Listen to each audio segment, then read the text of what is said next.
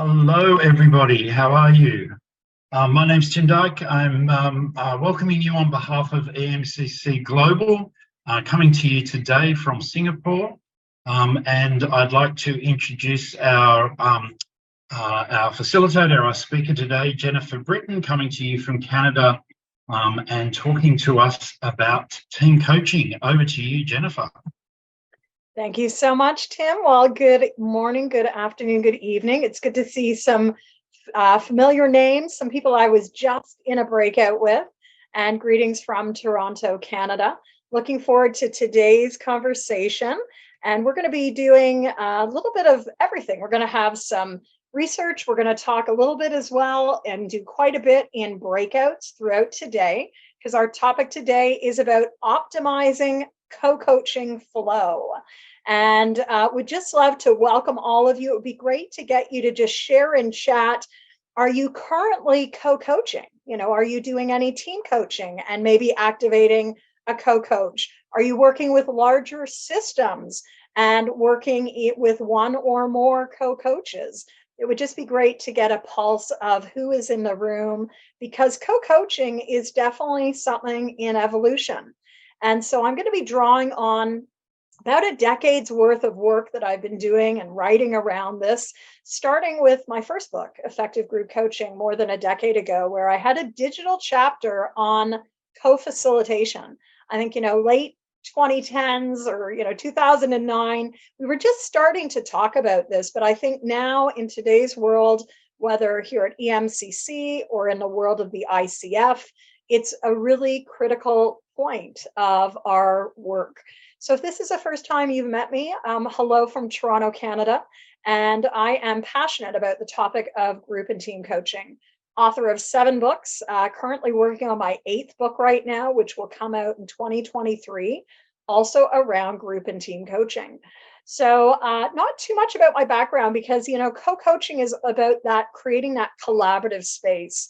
So I want to take us into a little bit of where we're going to go. I'm actually going to be drawing on my 2021 book called Reconnecting Workspaces. And in that, I share a model called Lean and Well around partnering and co-facilitation.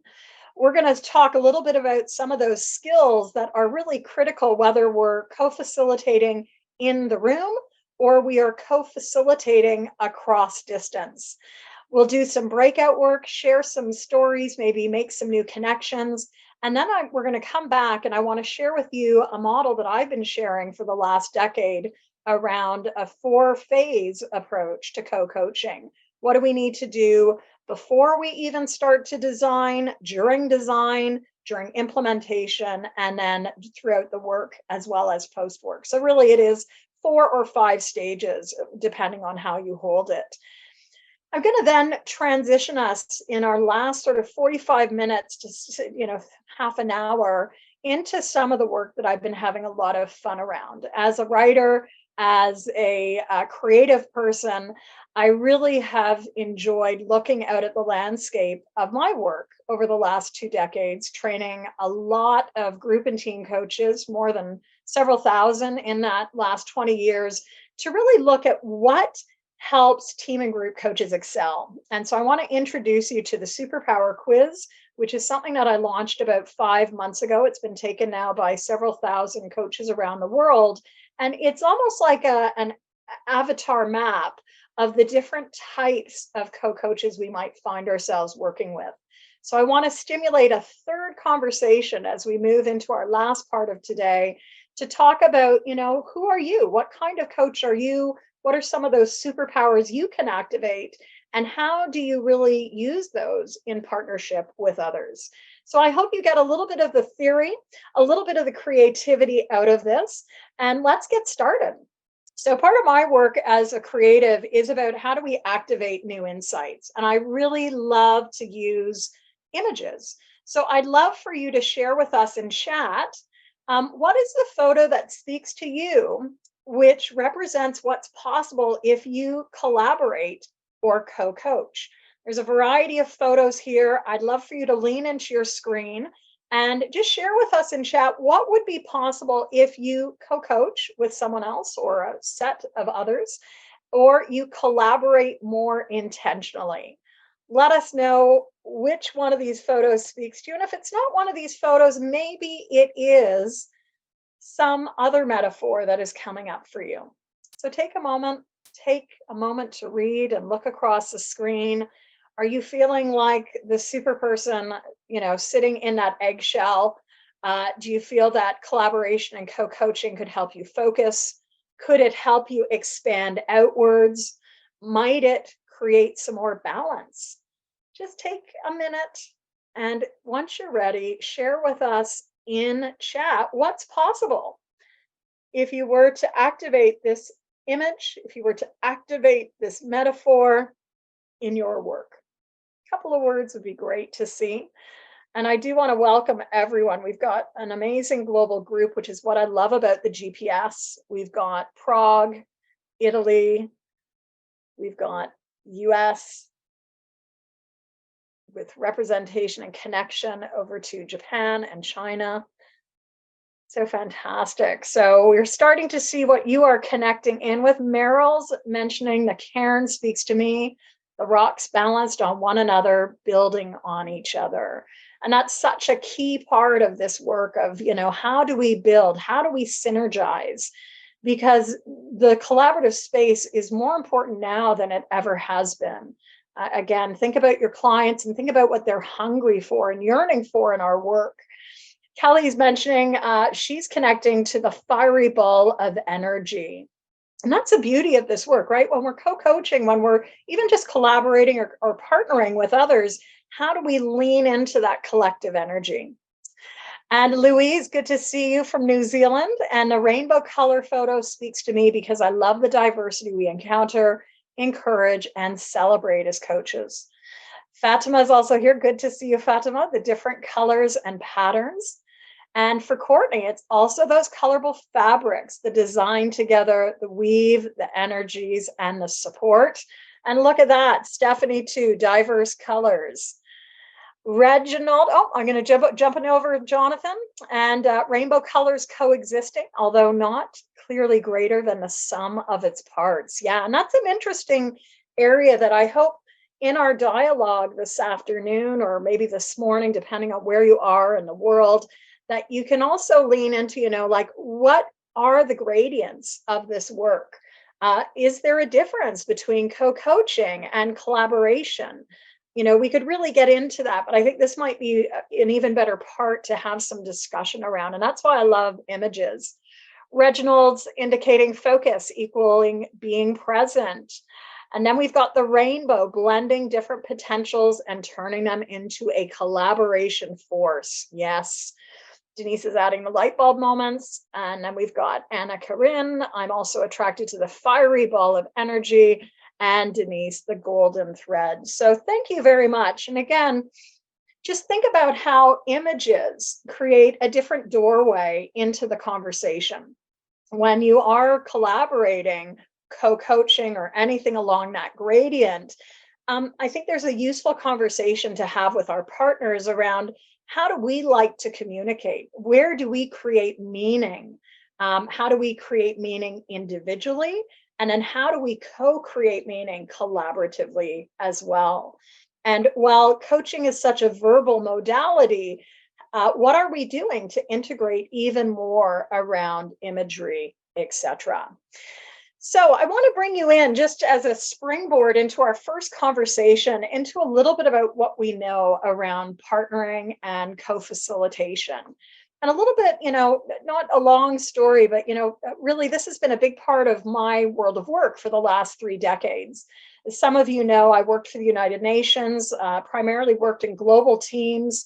And, part of our work was really, on the cutting edge, often in post-disaster situations where collaboration across not only our team, but sometimes with the Army, sometimes with, first responders, could actually mean the difference between life and death. And so I've always been fascinated about this topic of how do we really partner well together? And so as I started writing Reconnecting Workspaces a few years ago, it's a book about how do we really bring people together in the virtual, remote, and hybrid world. And interestingly enough, I started writing this back in 2017, years before the pandemic, but it's really come into its own. And I knew that there needed to be this chapter on partnering and co-facilitation, especially in a hybrid world where we may be really coming across like Tim is, stepping into 6 a.m. his time, whereas here in Toronto, the sun has gone down and it's just stepping into like dinner time here. And so when we're partnering together, how do we come in and activate many of these skills? So I'm going to put these on the table and I'll invite you. You can take a photo of these if it's useful. We're going to go into breakout in a few minutes, but I'd like to just set the table in terms of inviting you to think about how are you using these skills and thinking about these elements as you start to partner with others, whether that's one person, whether that's another external coach, whether you are partnering in a coaching engagement with someone in the OD department or talent department, are you maybe partnering with a leader and or the entire team? So there are many different ways we can be co-coaching and many different partners that we have in this process. So what are you doing to listen, to really clearly co-create those expectations? I know in the few sessions that I've been at today, and I was just with Damien's session on team coaching supervision, he was talking about the importance of contracting. To me, an inherent part of contracting is getting clear on our expectations, where they align, where they might not align. And so in this metaphor of lean in well with partnering and co-facilitation, we also want to be very clear on what is aligned and what is not aligned. Again, the clearer we can be in who we are as individuals, who we are together, what our gaps are, what our similarities are, the more we can serve, the better aligned we are to serve. And as partners, we may also have different aspirations. So are we leaning in? Are we aiming for the same places? Or are there different things that we are aspiring to? There might also be some assumptions that we're making, assumptions about who we are as partners, who our client is. And so being able to surface those assumptions in a way which is safe, in a way which is perhaps direct or sometimes indirect, because again, some of this may be happening cross-culturally as well. And so how are we aware of what our partner needs in terms of that level of directness, indirectness, speed, versus space, and all the continua that exist in our wonderful global world. With Lean and Well, it's also about making sure that we're focusing on this, right? There is so much noise in today's world, and it can be, chasing the shiny red object. So as partners, what are we doing to reduce some of that noise, becoming very discerning together? And also checking in on what our focus is. If we're focused here, what aren't we paying attention to? So that's the lean. We've also got in, and my guess is in your breakouts, you might be zooming into the in. So in partnering, what are we doing in terms of intentionality? Are we creating some intentionality together, right? It's very different if we create separately and then go to co-facilitate. But what about if we work together to create that intent and really move forward as co-coaches?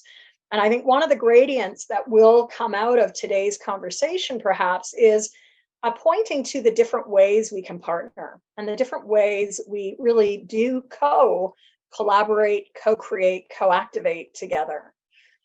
Partnership also is often an area of interesting needs. What are the individual parties' needs and what are the collective needs? What are the needs of the coaching pair, but also what are the needs in light of the people we are serving, whether that's an individual, a group, or a team? And so again, are we being really clear on what is the entity we are working with? What are their needs collectively or other? The final piece of this sort of frame, which I really like to think of it more like a litmus test, like have we thought through these areas, is of course the well. And so part of great collaboration and co-coaching is about really getting clear on what's in it for me, what's in it for us. So it could be a WIIFW. In North America, we love the WIFM, what's in it for me? But really, what's in it for us? If we're truly partnering, are we thinking in that mindset of the we versus the me? There may be pressure as well around getting things done. And an interesting discussion point is, and I've raised it already, around our pacing. Who are we as individuals? What's important about getting things done?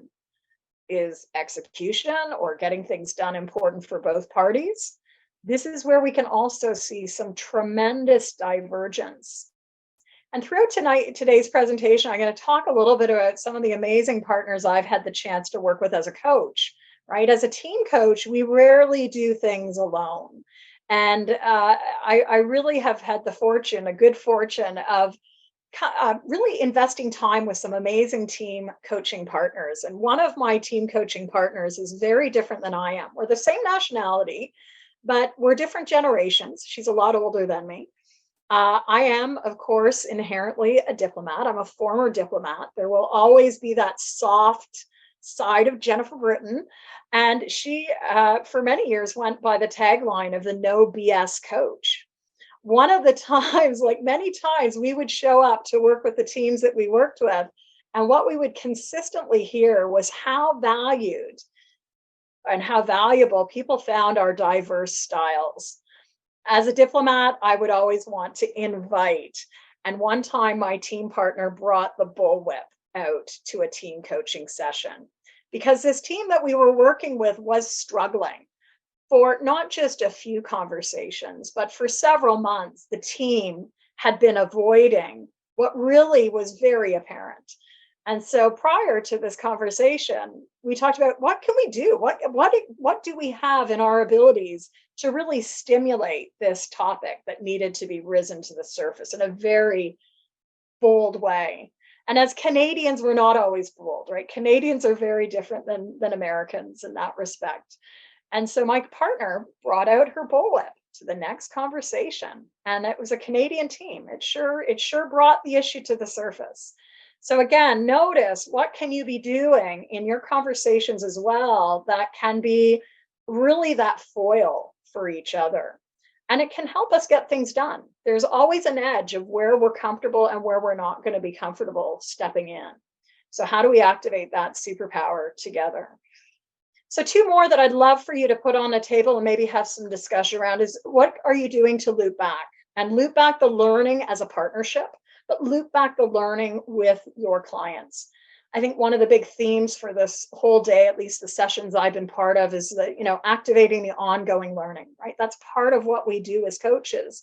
And so how do we activate that intentionally in our work together to create a space of learning not only for the partnership, but learning in the wider system of the work we are undertaking, obviously with our clients. So we're going to go right now into our first of 3 breakouts. We're going to take about 7 minutes. And again, I'd invite you, if you'd like, to take a photo of the lean in well. I'd like you to just share with each other, what are you intrigued by? What is the one area which, if you were perhaps to think about, percolate on, be an inquiry with, that could add some value to the conversations that you're having? We're going to have about 7 minutes to do this. And when we come back, I'd love to just get some quick voices from around the room. We've got about just a little less than 30 people in the room. So maybe we can have like groups of 5, maybe 4 or 5 breakouts. And we'll give you 7 minutes. If you can, have someone be a spokesperson for your group.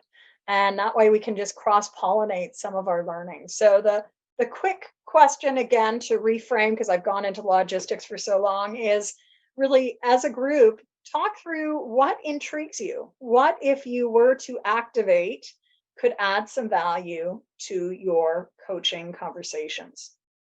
All right. Any questions? All right, Dila, are you good? If you get those, there we go. Rooms are opening up. Please feel free to accept that. We'll see you back here in 7 minutes. Enjoy.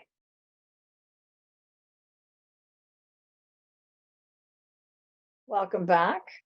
Hope everyone's warmed up now.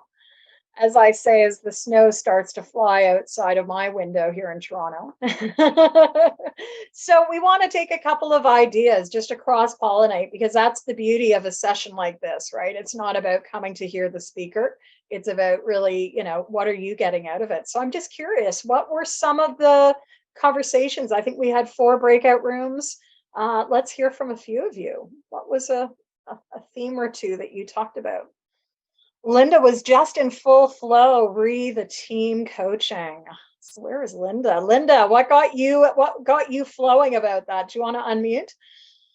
I have been a co-facilitator for lots of groups and at roundtables, and I have done a lot of kind of team facilitation, but I have not been a partner in team coaching.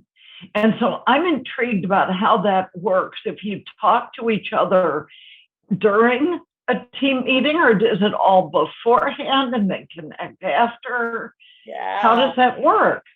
That's such a good question. That's where we're going to next. So I'm going to share a bit of a model around that. But, this session name was intentional. It really is that flow, right? Just like we dance with our clients, we want to dance with our team coach partners, or even larger group coaching or systems coach partners as well.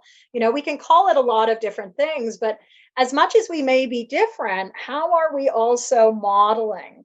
Again, back to my co-coaching, one of my co-coaching partners. And I know there was a question in the chat that asked, what did she bring? What did her partner bring to the session?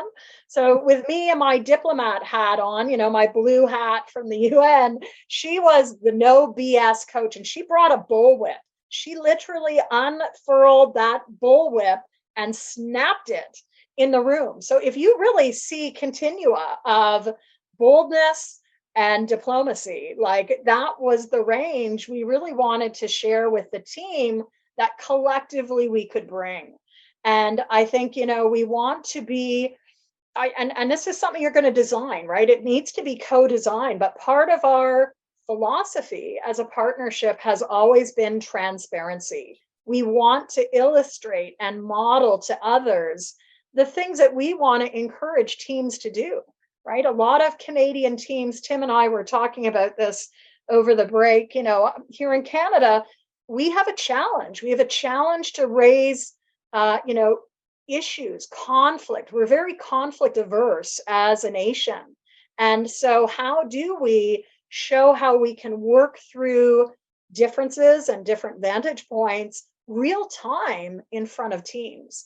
And again, back to these examples that I was sharing, the feedback we often have received is it was so nice to see the two of you redesigning as we went.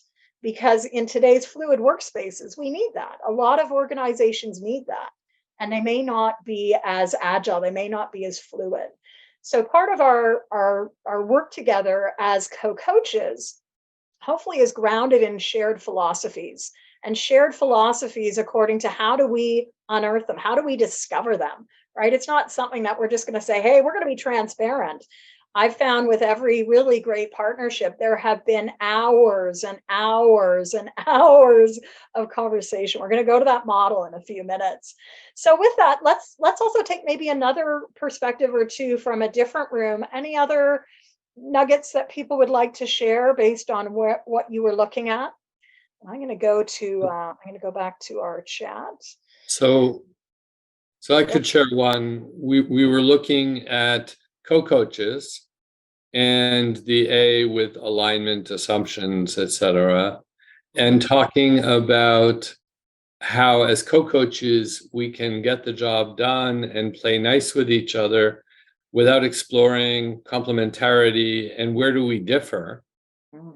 And how helpful it can be to make that more explicit and even to share it with the team we're working with. Yeah.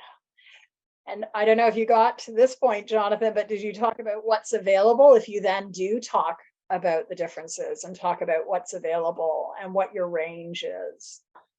We didn't. We just left it as something positive out there. Positive, yeah. Well, again, and we don't have a lot of time yet in these, but we are going to go back in. But again, how do we become more explicit?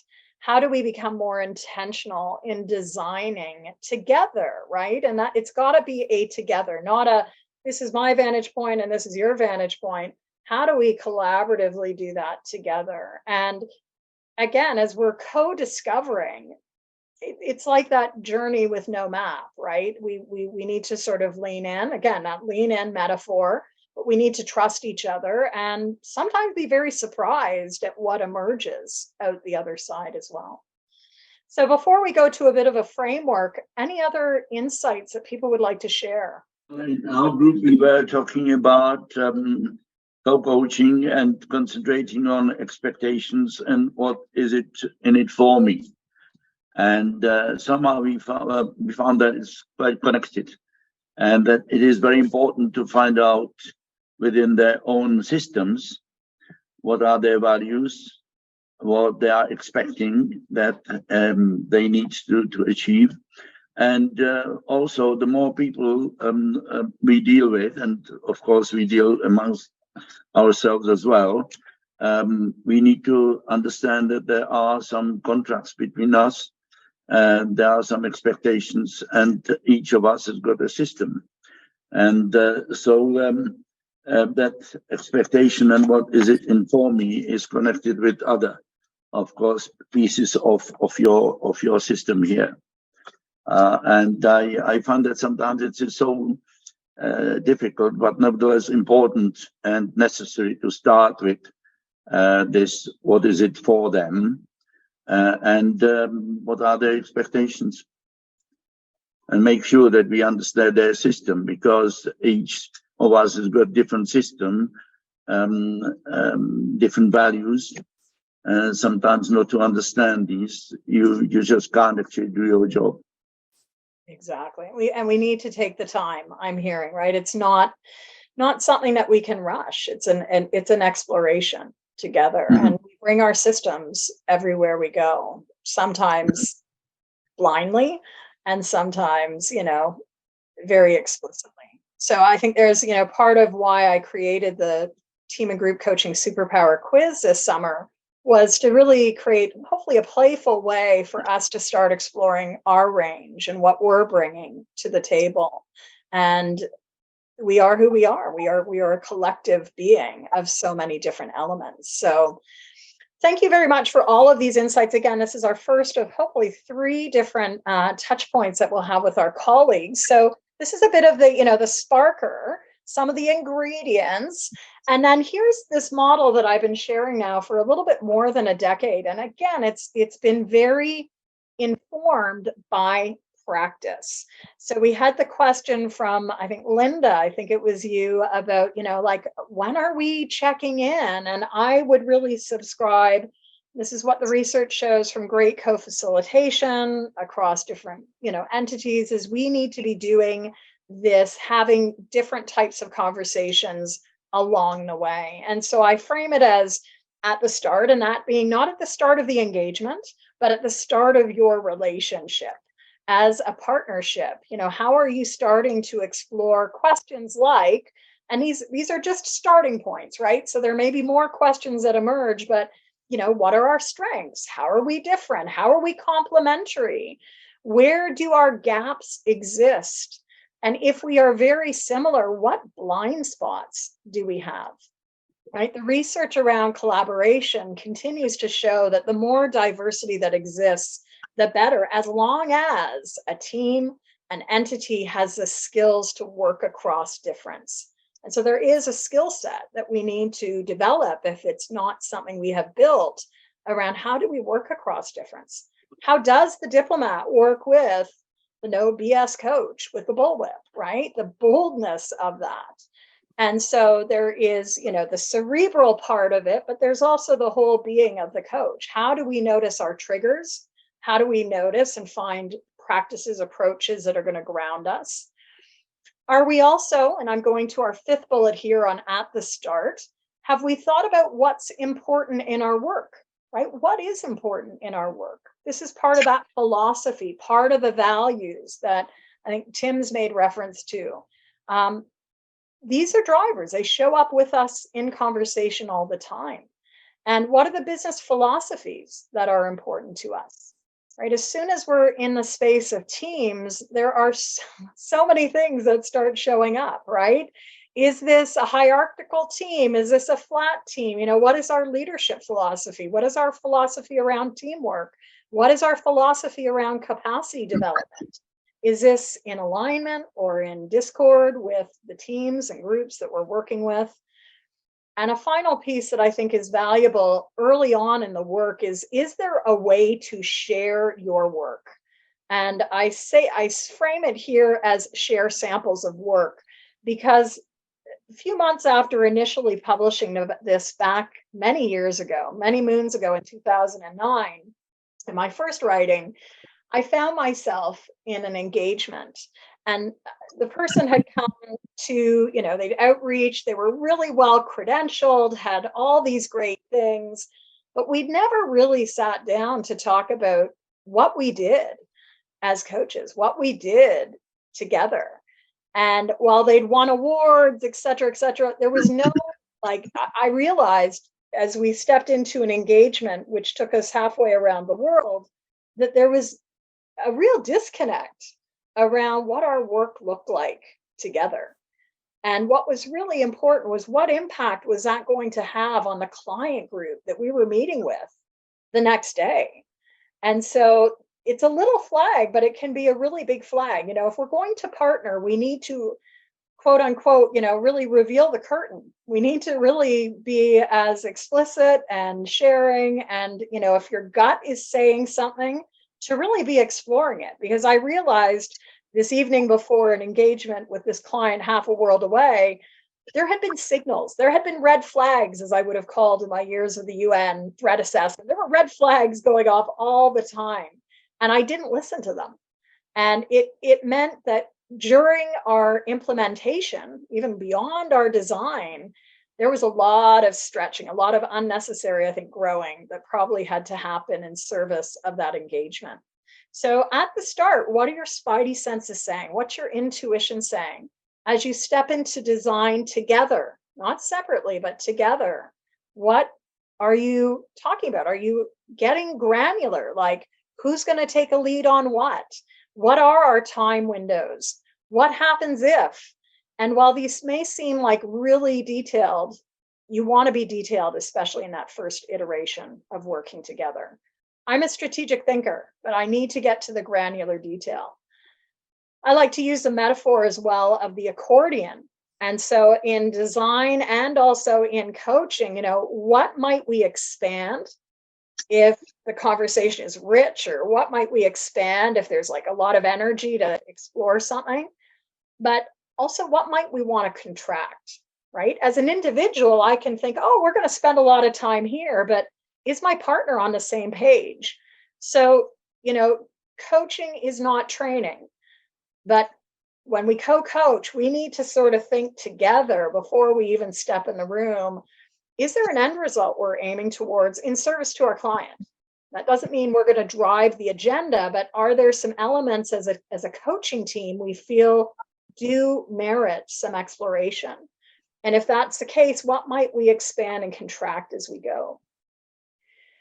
During design, if there is a design piece, what are our common stake for the program?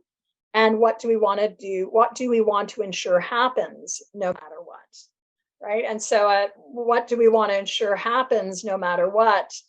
Could be always ensuring that we start with acknowledgements, or that we always wrap up with 5 minutes at least to talk about synthesis, what people are taking from the session. So having shared touch points can be valuable. And then during implementation, I know some of you are leaning in here, I'll make this a little bit bigger. As we go through the day, who's leading? And thank you for that. Who's leading with what section? What's the other person doing, right? Like, there is so much that goes into team coaching mastery. There is so much that happens in the spaces that we are in. is the other person sort of like laying things out for the next session? Like I always think about using, say, a wheel of life or something more kinesthetic where we might need some layout or, space set up. So what are we noticing as well? What are we noticing in terms of group energy? What are we noticing that's having impact? What are we noticing about how we're engaging? And if you were with me last year, the year before here at EMCC, I spent a lot of time talking about levers of engagement. How do we activate people along if it's virtual, chat, voice, kinesthetically on the screen by annotation? If we're in the room, what are we doing? Are we activating all the layers of engagement? Are we thinking about not only the cerebral, but the emotional layer? Are we getting people up somatically? So what are we noticing together in terms of that group? And are there any areas that we may want to explore? Again, what about the accordion? Are there some changes here? And during implementation, you may be touching base, whether that's very explicit in front of the room and designing in front of the team, or it may be off to the side during a coffee break or whatever breaks you're taking. Ongoing dance, right? It's about flow. It's about seeing what is needed in the moment. And hopefully you're also doing a postmortem, right? Whether we're doing a retrospective or other, are we reviewing the program? Are we reviewing the day? I always like to take, 5, 10, 15 minutes, even at the end of a really long day, to talk about the usual, like the usual being what worked well, what didn't work well, what do we need to earmark for tomorrow? What was successful, but also really what was a bit of a flop. And is that our perspective or is that the team or group's perspectives, right? I think it's very easy for us as coaches to project, to think, oh, this is what our client is thinking. So how are we ensuring that we're basing this on the client voice as well? And are there some changes we need to make in terms of our roles, our flow, our fit? That could be our pacing. It could be our rules. Are there any lessons learned and any changes for the next co-facilitation or co-coaching, whether that's tomorrow or whether that's a month from now? How are we anchoring this? So this is the model I've used very practically. Again, it's been published now in multiple books, and I hope that you'll find this to be of value. So I think what we'll do is, again, invitation for you to pull out your phone, take a photo of this if you'd like, because we're going to go back to breakout. And in this breakout, which will run for about the same amount of time, I'd like you to talk about the one area you think would be valuable for you to put more attention around. What would be valuable for you in your work with clients and partners to be perhaps a little more intentional around? Talk to that, maybe share some notes. What else might you do at different stages? I don't profess that this is going to be a really comprehensive list. So let's tap into your wisdom as well. And we'll put the timer on again for 7 minutes. So Dila, are you good to put people out in the room? All right. Enjoy your conversation.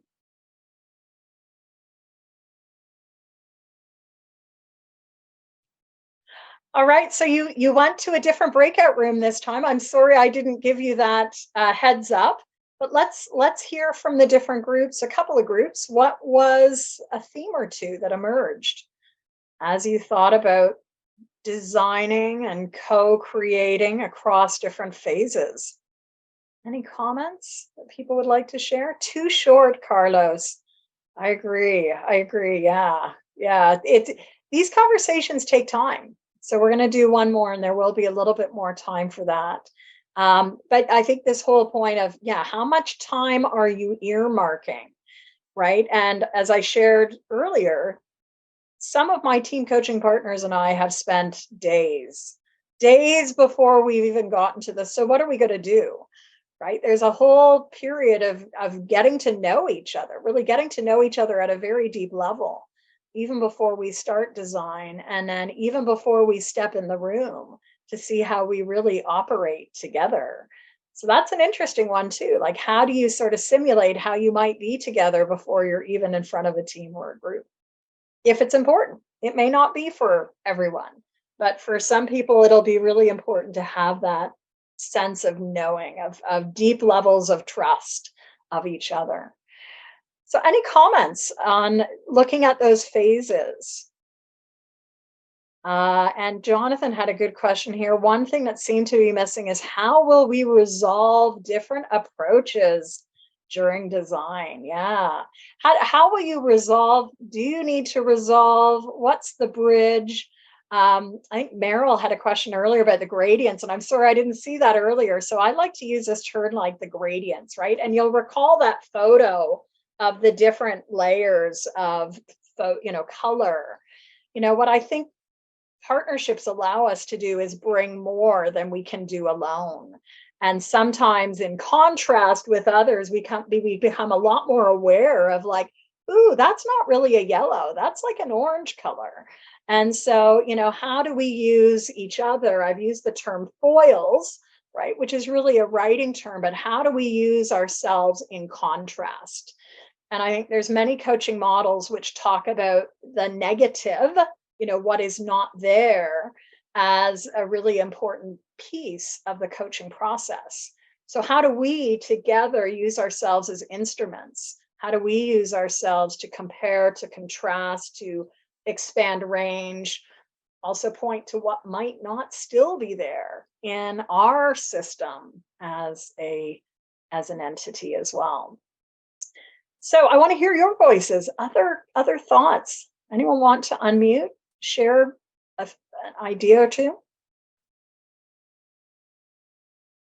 Denise has got building trust, every step for learning, energizing potential, very positive force, and good. Yeah, good checklist, paying attention to have the plan. It's okay to make mistakes, to learn. And can you also, especially with teams, like, can we use this in our mistakes or our design on the fly, as I like to call it? Can we use that to sort of show the messiness of evolution, right? Teams are not static entities. And so I bring a belief in my work, and I share this with teams, that, we're constantly creating, we're constantly learning, we're often making, quote unquote, if we want to call it mistakes, but like if we're using an experimental mindset, there are things that aren't going to work out the way we think they are. So I don't even use the word mistakes. It's like, oh, that didn't turn out the way we thought it would. And often with my team coaching partners, we're illustrating that. We're being transparent and saying, you know what, we actually thought that was going to work out a bit of a different way. So we just want to spotlight it, just to show, like, you know what, sometimes the journey is not that straight road. So you get Jennifer, Fatima has a hand up too. Yeah, okay. So let's go, Fatima. Did you say Fatima? Yeah, let's go to you, Fatima. We spoke about that the different focus point can be different depending of it is like a first relation that we are co-creating, so that or partnering, that probably the focus will be at the start. For example, if we are already co-coaching together, probably for me, my practical example will be during implementation, the focus point, because it's where you are seeing of what kind of work you are doing, and you are reflecting in it, and also seeing the energy. And for example, we also speak about probably during facilitation, the focus point will be during design, because in facilitation, it's very important to really know, okay, what is the main goal of the program? And then we can differ in what kind of design each of us will do. And we spoke a lot about the timeline and how some people really are keen on doing that. And also a little bit about, okay, how can we really assess what are the gaps, what these blind points, what probably where we are complementary, and that we are some of the things that we discussed. Thank you. Thank you, Fatima.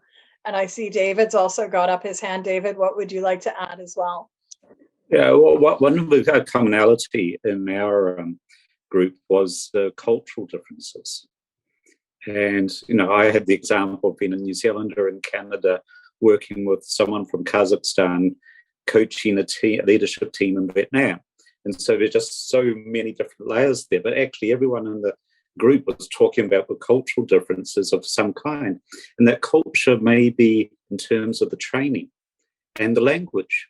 that we use. And that's, so it's been able to bridge with the coaches, those differences in the cultures, whether it's our ethnic culture, where we live, or just in terms of the training and the norms that we live with.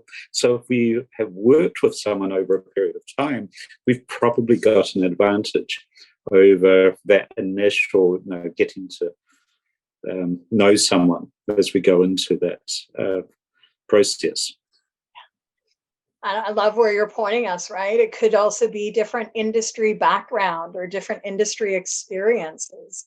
Again, going back to practical feedback, one additional comment with the team coach that I've been sharing about today, we had very different backgrounds in terms of industry experience. That and the coaching models and modalities we used and brought to the table. And what often team individuals would say is, it was really encouraging. I felt like I could connect with you, or I could connect with you. I always felt that there was, someone that I could connect with. And as a team coach, I really take a lot of sort of like gratitude in that, because I don't need to be all things for all people. I don't think we ever are.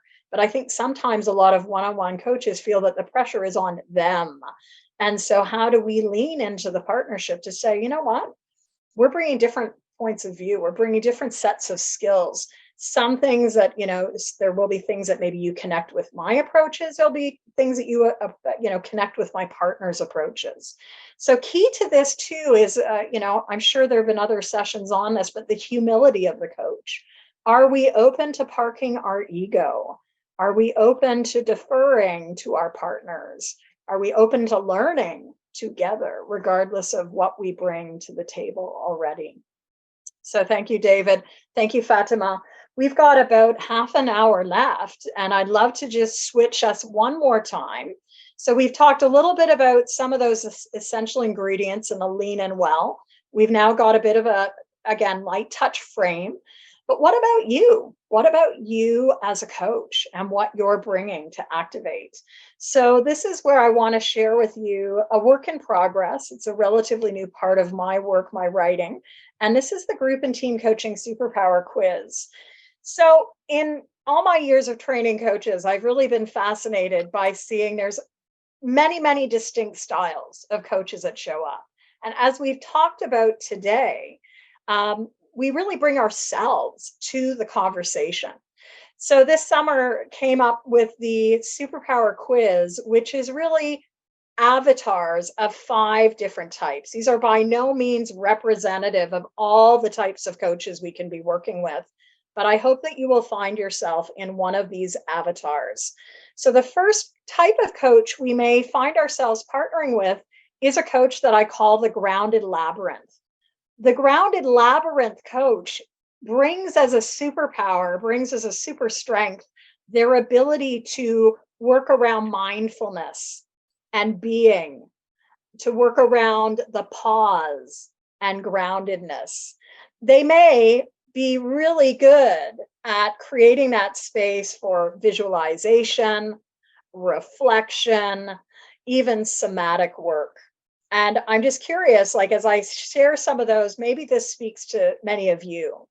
I would say I'm probably on the far edge of this, but their focus may be around well-being, groundedness, their presence, and bringing that space and grace to the work that they do. So as I go through these 5 types, be thinking about who you might have, as an affinity. And I would say, as coaches, as we mature, hopefully we're cultivating each of these 5 areas into our practice and our ways of being. But as a junior coach, we may find that we gravitate more to one as our natural style. And so the challenge is a coach maturing, we want to activate this. I would say the grounded labyrinth coach, you can tell from my speech, my pace of speech, I like to get things done. That's, I don't bring a bullwhip, but I really like to get things done. And so I'm more like the catalytic firecracker, someone who comes in and is like, bam, let's create some new insights.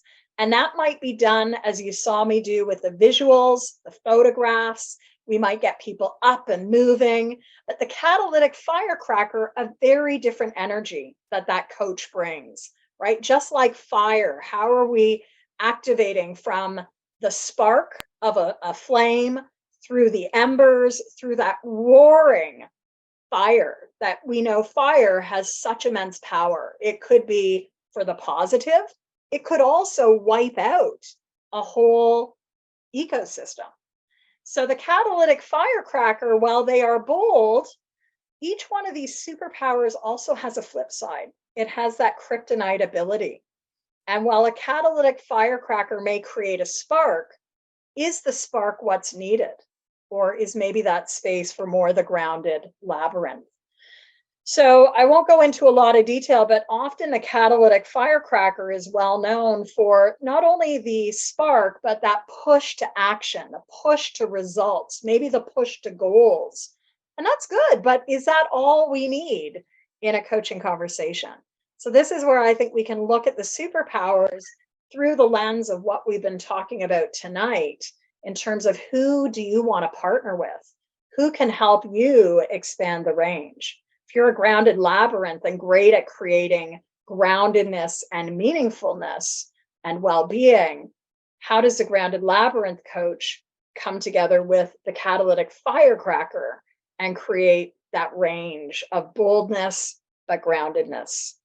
So that's 2 of the 5. We also may find ourselves, and we might be this ourselves, but working with ecosystem connectors, right? Coaches who are really good at working within the system, seeing systems, seeing connections on multiple layers. And that could be connections with each other. It could be connections with resourcing.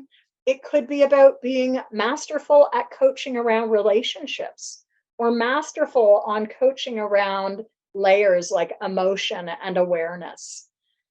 Ecosystem, by their very nature, may be really focused in on helping and supporting conversations around stakeholders, systems, people, ideas, emotions. And so this is, again, it's something that we can cultivate regardless of if it's a superpower or not. Our 4th kind of coach is a spiral lighthouse. And if you can imagine the metaphor of the lighthouse, spiral lighthouse coaches create that space of safety, that grounded space where people can come together to explore issues in the moment. And just like you can imagine going up a spiral staircase, the spiral lighthouse coach might also be really attuned to exploring issues or perspectives around topics. I really like this metaphor of the spiral staircase, and I often share it with teams that I work with, because often we fix our gaze at one point of the wall, right? We see one spot.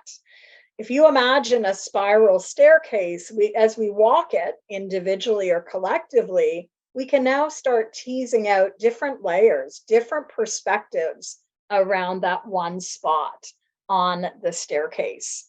So spiral lighthouse coaches, I found, really are great at helping unlayer issues, whether it's issues that have gotten compressed, whether it's differences in perspectives or opinions. These coaches are really good at helping an individual, a group, or a team start to unpack the layers. And notice that, these could be coaches working in any one of those layers. It's not just for teams, it's not just for groups, could be in a one-on-one relationship. And the 5th kind is the creative tool master. So you've seen a bit of my creative tool master. I really like having different things in my back pocket and looking at how do we create newness. The C tool, or the creative tool master, is often a chameleon, right? They're really good at starting to unpack layers of culture. And they may be very similar to working with the ecosystem connector in that area of looking at systems and looking at culture. The creative tool master may be the type of person who always is on that hunt for like something new, something cool, something different to be bringing to a client, whether they're a group, an individual, or a team. And their focus may be really helping others stretch get into that stretch zone, that creative stretch zone often. Creative tool masters by nature are usually very agile with somatic approaches. So not just talking, but like doing. They may be the experiential person who's getting a group or a team to move through an experience. So these are just 5 different areas. Again, I didn't put them on one slide, but just to go working backwards, we had the purple, which was a creative tool master, right? The person who always has something in their back pocket. We can also find ourselves partnering with that spiral lighthouse coach, the one that is creating the trust, safety, and connection needed. Also, like the spiral lighthouse, helping to unpack layers. We might also find ourselves connecting with the third, the green partner, the ecosystem partner. And the ecosystem connector often brings the magical ability to see systems, to see and help others see the connections that exist. Before that, we looked at the firecracker, right? The catalytic firecracker. The catalyze, right, means to activate. They're often about the getting things done, getting the goals, looking at KPIs. Again, a very different type of coach, a very different rhythm of coach. And finally, if you recall, we started out with the yellow, the grounded labyrinth coach, the coach that brings as a superpower that ability to create grounding and pause, a space for reflection. So 5 different types of coaches. Again, I'd like you to think in this last round, and we'll have about 10 minutes, I think, in this last space. I'd like you to share, from all of this, what is your super strength? You can give it a label or you can just speak to it, but what do you uniquely bring into a coaching conversation? And with that in mind, who might you be really well placed to partner with? Who would be the best partner for you right now in a team or a group or even an individual coaching assignment? What would you like to activate more? So I'm going to leave it pretty broad. Trust that you can lean in using your superpowers, right? You might start seeing this. Vila, I don't know if we can we stay in the same group as last time? And if you've already done them randomly, that's fine. But we'll probably just have enough time for maybe 9 minutes now. 9 minutes for the time. And Tim's giving me a nod. Yes. Okay. So enjoy that conversation. We will see you back here in about 9 minutes.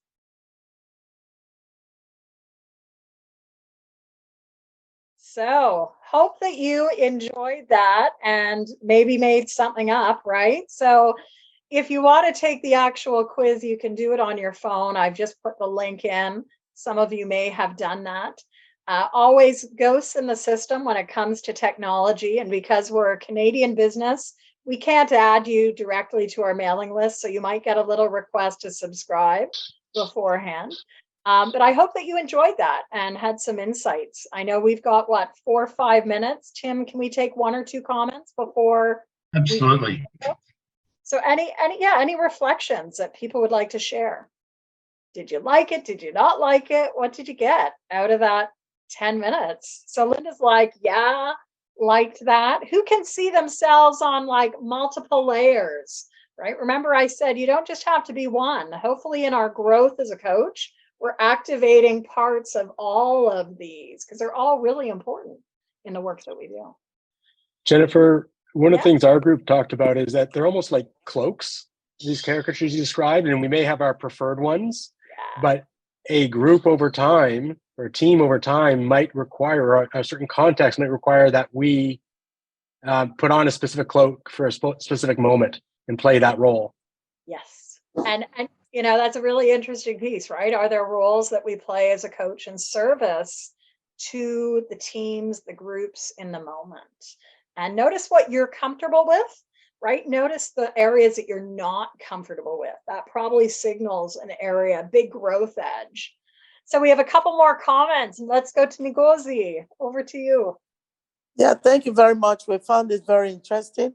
For the asking, I wanted to know if you're going to share your slides with us.